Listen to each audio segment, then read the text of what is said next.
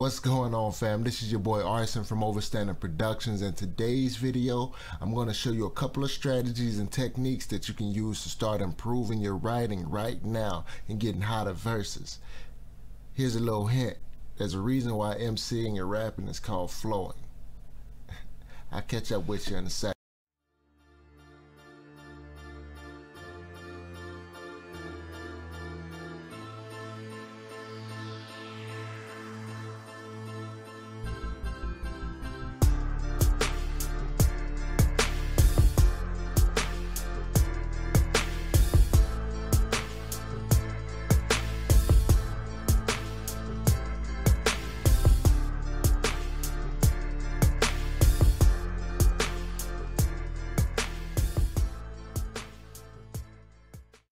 What's going on, fam? So welcome.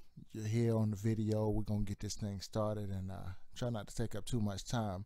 But the number one thing that you must understand whenever it comes to writing better lyrics is that you must know that writing lyrics is more than just making words rhyme. It's way more than that. When you write lyrics for hip-hop music, that music should come from those lyrics, those words that you put on that beat should come from inside of you.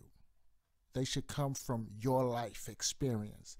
The time that you spend on this earth and the things that you experienced, those should be the things that are in your music. That's one of the keys. You can't write great music if you haven't been through the things that you're talking about.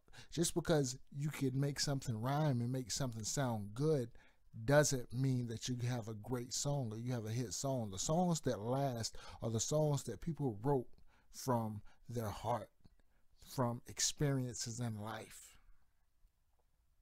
And that's one of the key components that you must have whenever it comes to writing great hip-hop music and writing great lyrics. You gotta have that. So number one, like I said, is you have to know that lyrics are more than words rhyming. The second thing to note is you should choose your beats wisely. The beats that you choose to put your vocals on will determine the mood of your song. It will determine your sound that you establish for yourself. If you listen to your favorite hip-hop artist or your favorite singer or whatever the case may be, your favorite artists in general, you listen to your top 5 favorite artists. When you listen to those artists, their music has unique qualities that you hear in almost every track that they do. And there's a reason for that, because that's the style of music that they want to make. Certain music, certain frequencies will pull out a greater quality artist. You don't believe me? Find a beat that you think is hot. And if you're a real artist, you already know that feeling that you get when you hear that beat and you just start freestyling off the top of your head. You can't stop. It's like it's coming like water. You know what I'm saying? It's just flowing like water. You just going. You know what I mean? On a normal day, on any other beat, for some reason you can't seem to get your freestyle pattern right, but this beat is the one. Link that. That is your frequency. Make that yours.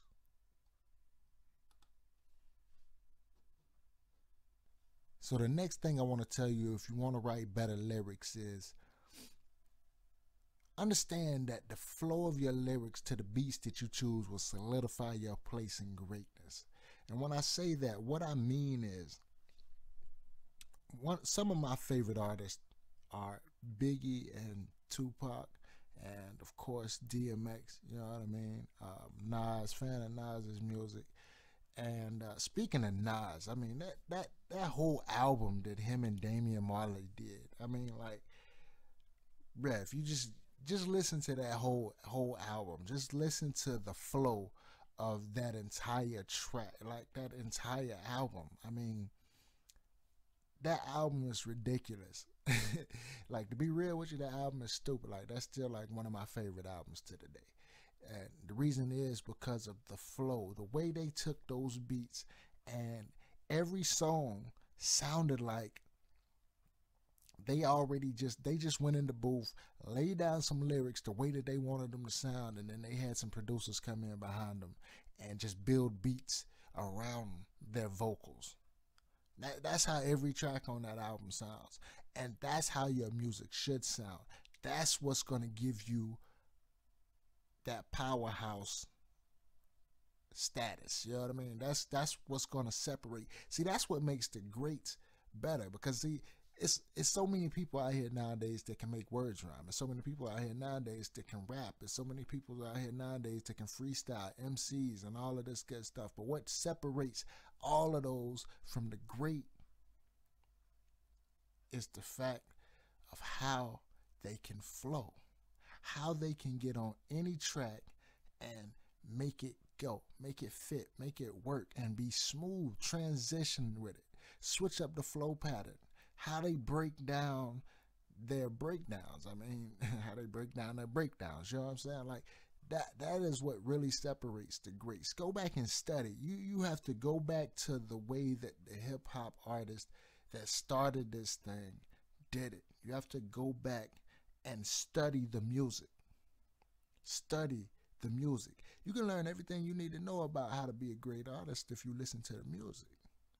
Listen to the pioneers. Listen to the ones that crafted it. You know what I'm saying?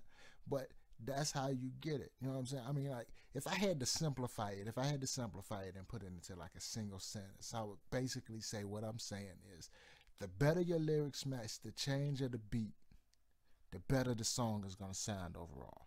If you can, like I said, get your song to sound like the beat was built around your lyrics, you'll have a hit.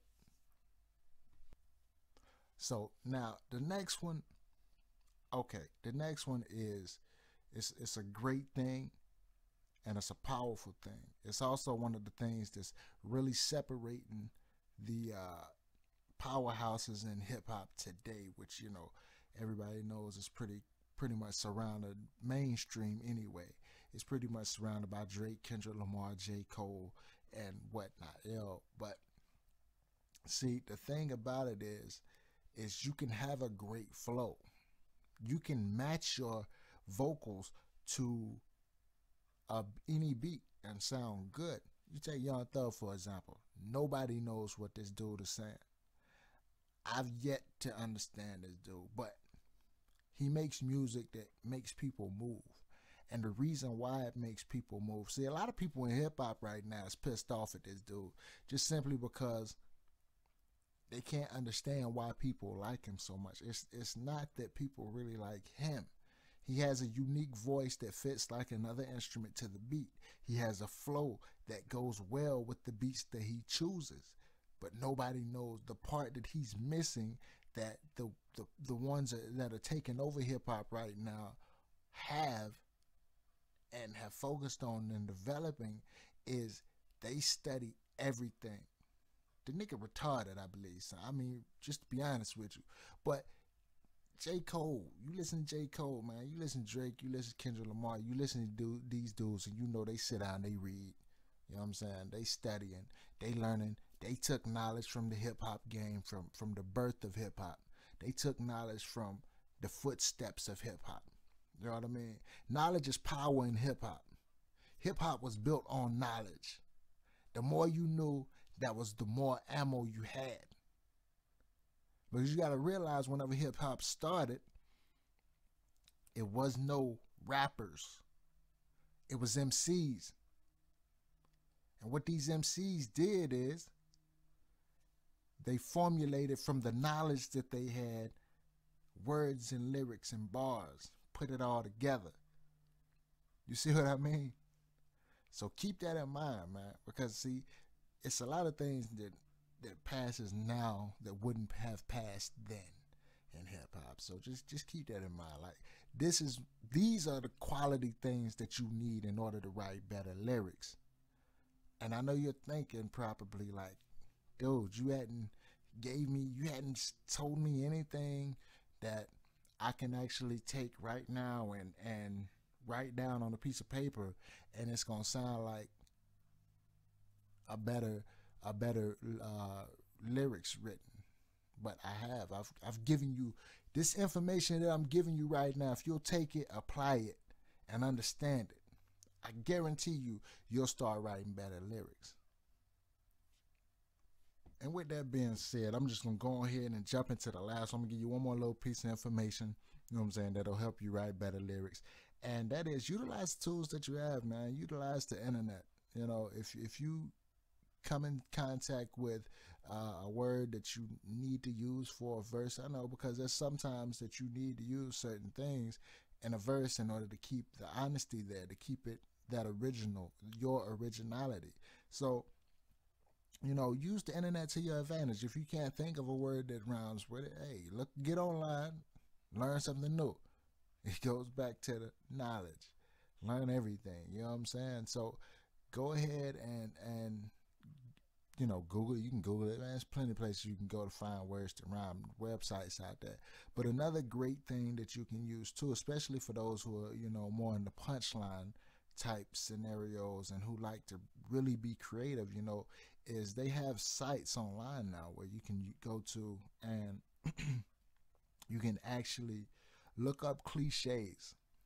Now, as cliche as saying that sounds, you know, cliches are actually used a lot in hip hop, especially like in, you know, Drake uses them a lot, Lil Wayne uses them a lot.